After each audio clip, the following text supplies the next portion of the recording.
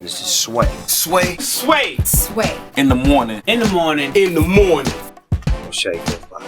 Wake your punk ass up. That crust out your eyes. Wow, that's an excerpt from the movie Champs, which is opening tomorrow. Written and directed by Bert Marcus, who's here with us today. Ladies and gentlemen, give him a round of applause. Woo! Thank you. The only 5-time world heavyweight champion of the world, the one and only real deal, Evander Holyfield. Hey! What up, champ? How you doing, man? I'm doing great. Good to see you, man. You look well dressed. Look like $5.5 million today. Hey! Well, that's nothing to the amount of money you made in your career, correct? Correct. All right.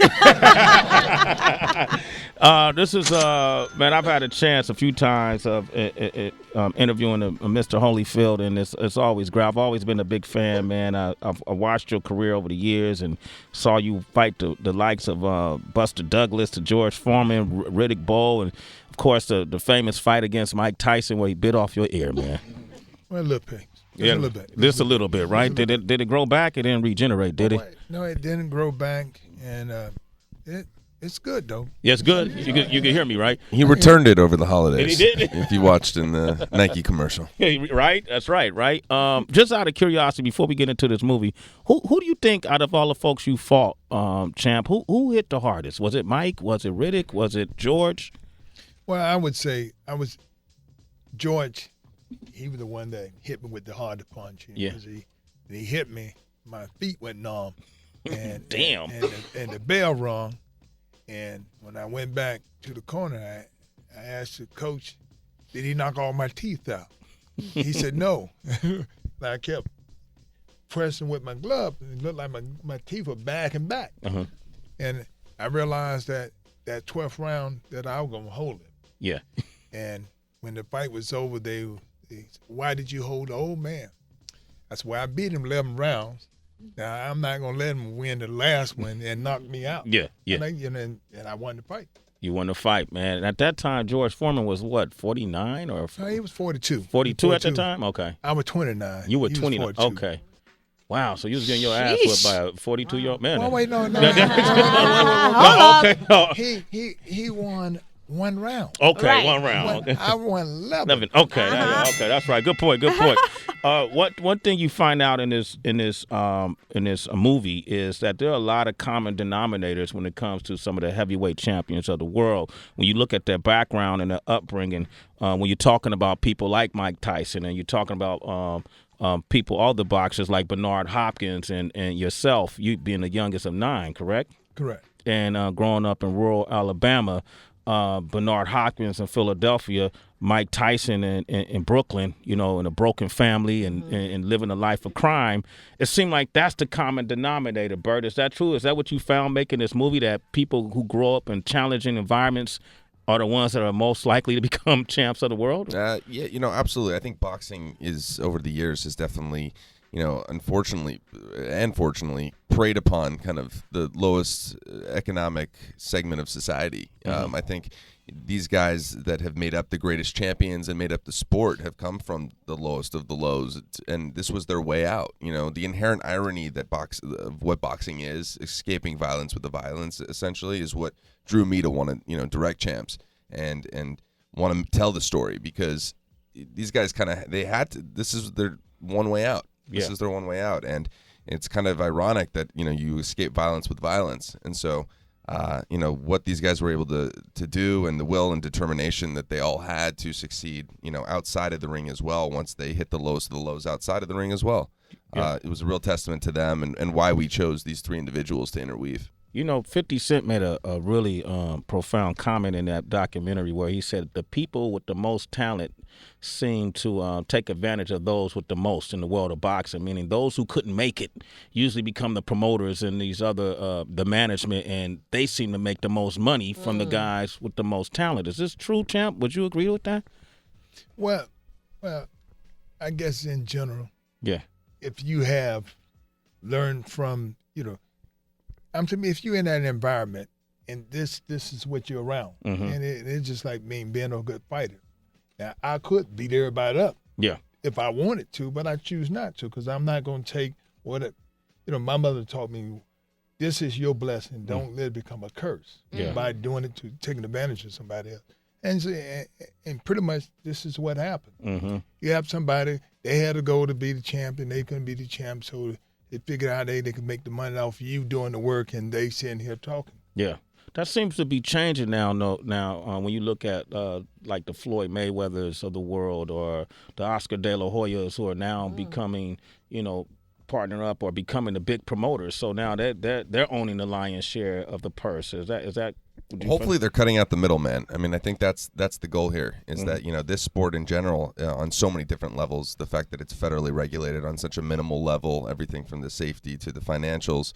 Ways in which we explain in the movie that so many of the greatest champions in the world have been able to conquer, some of the most difficult circumstances outside the ring, inside the ring, yet they get taken advantage of, and just from not knowing a lot of stuff. And so the goal here is, these three guys in particular want to help educate people, bring the awareness to a much broader level so that, people do have the right resources and tools to thrive in society and also, professionally and do whatever they want to do after the guys entering the ring. Okay, I want to open up the phone lines, 888-742-3345. Champs, this is new boxing documentary. It's opening up, and where is it opening up tomorrow, Bert? Is it just... Yeah, it'll be in theaters. It'll be in theaters pretty much in most areas. It will also be on iTunes, Demand, Amazon. It'll be everywhere starting tomorrow. Okay, 888-742-3345. Evander Holyfield is here. Give us a call. You the chump I talked to on the telephone. Phone? I ain't talking to you on no phone. That was way back in 1990. Evander Holyfield, the real deal Holyfield, paid a visit to Will Smith from the Fresh Prince of Bel-Air, right? Yep. That was a great time, man. Will is one of the greatest. Did you get a chance to watch him play Ali in the movie? What did you think? I think he did a good job. I Yeah? think he did a good job. In terms of his boxing, because he really took training, and when you could see him, could you tell that he was highly skilled at that point? Well, he demonstrate what a good jab would be. I mean, he look good. Yeah, you look good? Yeah. All right, you're not going to give him full props. I get that. All right, the real deal Holyfield is here. The movie's called Champs. If you're in New York, it's going to be at the New York Village East Cinema, and it's all over the country, opening in theaters tomorrow. Now, Champ, in this movie, it really shows the life and times of various boxers, right, and parallels the similarities in their lives and their beginnings, and what happens after they retire. And I want to ask you, Bert, what did you find, or even Mr. Holyfield? A lot of boxers seem to suffer from head trauma. After years of training and fighting, and what has the boxing leagues? What have they done to help boxers in this case at all? Right now, unfortunately, there's only one MRI that's required for boxers to gain their boxing license, and thereafter, there's none required. Wow. Yeah, and you think of all the major professional sports, especially in America, and with all the attention given to football now and what's going on, you would think that there would be some governing body in the most dangerous and epic sports that we have. Yeah. And unfortunately, there isn't. And hopefully, this is the catalyst to create that awareness to a much more broad level, so that it's not just going the way that it's going right now. But I mean, it's kind of a joke that you have the most dangerous sport in the world like that's not really being looking out for the guys that make it. And I think you'd have a better product in the ring. And then, obviously, most importantly, that you're looking out for the best interest of the fighters. Well, how do you feel about that, Champ? You feel like after all the years of training and fighting, do you feel like you suffer from any head trauma as a result of boxing at all? No, I don't. I just think that in anything is the right way to do it. Yeah. If you got guys, you find a guy that had to lose a lot of weight. Mm-hmm. They don't have no self-discipline, meaning that if you allow yourself to get 60 pounds overweight, then in 3 months you got to get it off. Mm-hmm. That's going to affect you. Mm-hmm. And so it's obvious that you're not going to go in that ring and be able to give your all. Mm-hmm. And these are the things that cause you to get hurt. Mm-hmm. And, it's your personal life, have something to do. Like my mother told me, say, your body is your company. He said, you work with your body. So if you can't go out and go to the parties like everybody else, because you're not like them. Because when your body burned out, that's it for your company. And so I had to take care of myself. So I had a long career because this is what I done. I did the proper thing. You can't be a boxer and be the everyday guy. You can't do it. For the guys who may not have taken care of themselves and have suffered from head trauma, do you feel like these organizations like the WBA, WBC, or WBO, or any of these organizations should lend help to some of these boxers post-retirement at all? Or I think they should. Yeah. I think they should. But we as the individual, as the fighter himself, we have to take care of ourselves. Yeah. You can't, you got to do the things that right first. And then when they put in the rules and regulation, then you don't have to cheat. You got people who just cheat all the time because the fact of the matter is they're not going to do the proper thing. Then when they get hurt, then they looking for something. You touch on this in this documentary, right? Yeah, we talk a lot about this in Champs, and especially at the end of the film, the third act. This is it's one of the crucial parts of not having that governing body, not having that organization to this sport. Unfortunately, is at the detriment of the people, the men and women who partake in the sport. And like I said, how can you have every other major sport having some sort of governing body or some organization looking out for the young men and women who enter? The amateur game's been completely scrapped from boxing. I think that's another thing Evander talks about a lot, is the fact that these guys used to watch the Olympics and amateur boxing, and yes, they put more mileage on them and had a lot more fights, but the difference is they learned how to fight, they learned how to protect themselves. There was just a lot of other things in place to allow these guys to learn the real skill of fighting, and now a lot of these guys are getting in the ring not prepared. I think 90% of boxers at some point in their career sustain some significant brain injury, and so how do you not have the proper doctors and accountants making sure they're looking out for their well-being if they can't enter the ring again, and making sure that they have the wherewithal to be in the ring? All right, we're gonna go to the phone lines real quick. On line one, we got a caller on line one.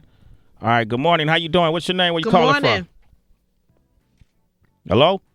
Hello? Yeah, what's your name? Where you calling from? Hey, good morning, man. My name is Jesus. I'm calling from Wyoming, man. Okay, what's up, Jesus? We got the champ in here. How you doing, Sway, man? Good morning. I want to say good morning to you, champ. How you doing, champ? I'm doing good. Good, man. I just want to first off, I want to commend you, man, for everything you've done for boxing, man. I'm a huge boxing fan, so I want to say thank you for everything you've contributed to the sport, brother. Thank you. All okay, right. My question for you, man. A big topic stressing in the boxing world right now. Who you got, man? Mayweather or Pacquiao? I have the guy there who they raised his hand up. Wait, hold up, Evander Holyfield. Come on, man, you got your favorite. Mayweather's never been beat before. Pacquiao has. You don't have a favorite in that one. That's the reason I'm going to the fight. I'm going to see who wins. That's the reason why I'm going. Okay, how can Pacquiao do what no one else has done? What do you think he has to focus on to beat Mayweather? Of course, Mayweather, he gonna have to corner him out. He gonna have to fight a fight that nobody never ever fought, and I don't know what type of fight that's gonna be. Yeah, but he gonna have to do something to win the fight, and I think that anybody who take chances can do it. And that's the only way you can become a champion. You're only one punch away, right? Heather B was really kind of, when we said you were coming by the show, champ, Heather felt a way about it because she said you almost ruined her life. I didn't understand how. So I'm going to let her explain it to you. Okay, I'm going to lighten it up a bit and share some. You said he almost ruined your life, Heather. I did. No, but in a good way. Here's what happened. It was years ago. Okay, I ended up covering a sporting event. Lennox Lewis was top on the bill at Madison Square Garden. You were fighting someone named Ray. It was on the undercard, the fight right before Lennox Lewis. I really liked this guy, so I took him with me to the fight. Unbeknownst, he was a huge Evander Holyfield fan. Huge. So afterwards, there was a big party at the All-Star Cafe. He's like, oh, my gosh, I hope I get a chance to meet Evander Holyfield. I was like, yeah, sure, fine. Just don't ask for an autograph. He's like, why not? I was like, what man asks another man for an autograph? Like, you're like a girl. That's what I told him. I kind of walked off. And as soon as I said it, you came walking through the door.